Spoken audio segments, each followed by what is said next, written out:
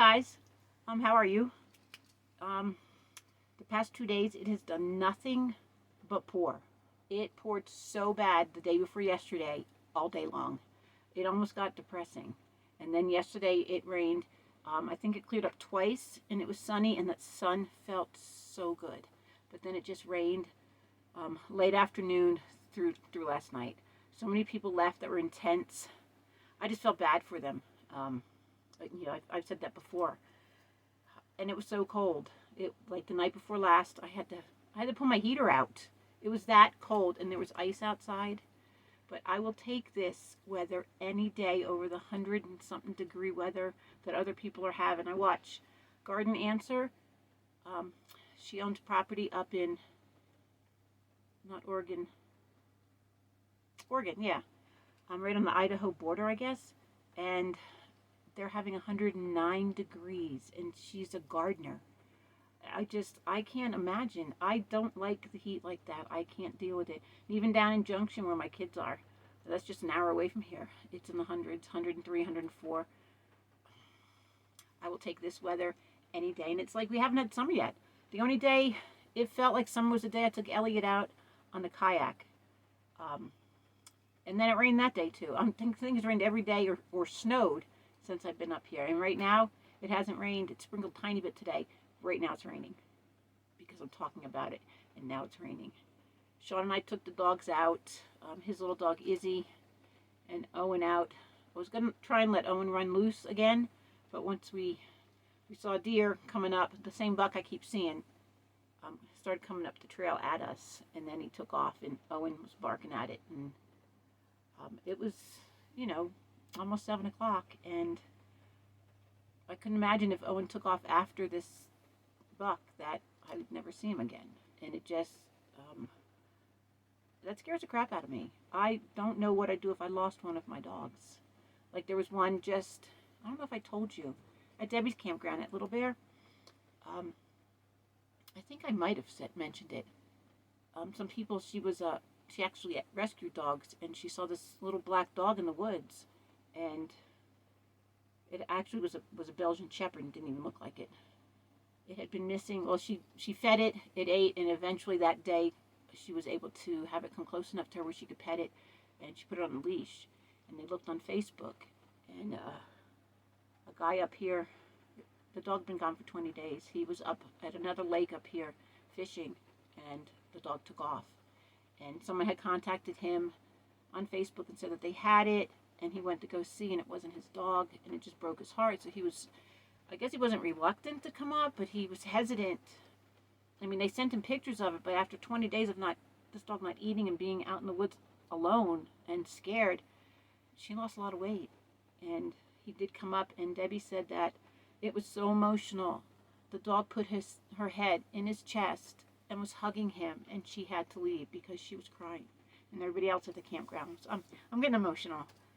I just can't imagine if I lost one of my dogs. I mean, I know now, with Ellie and Violet being so old that I'm going to lose them in another sense.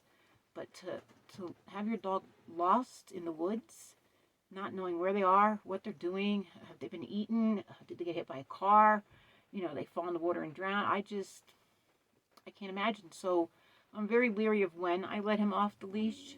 I mean, he's usually on the leash. I had his adventure vest on today, which has a back loop on the back of it, and that's how I had the leash on it, because before I had him on his collar, and he was choking himself, and I forgot about my vest, so I had him on that. And I've been training him too on the long line. I had him playing on it today, but I just can't. It has to be a certain time of day when I let him play with his dog. So anyway, my campground is still a muddy mess. I have people come in. They're coming in left and right, and I'm glad to be open and busy again. But the mud, I am still over in front of my boss's trailer because my driveway, I pulled the golf cart in there today. I'm in front of where my trailer goes, and the golf cart was sinking. Now there's gravel there, but that's where they dug the trench. So everything has to settle, and everything's wet. And then Sean was pulling his work truck and trailer to back the trailer in next to me to unload gravel because he was putting gravel by where he's putting his trailer. And I helped him with that tonight.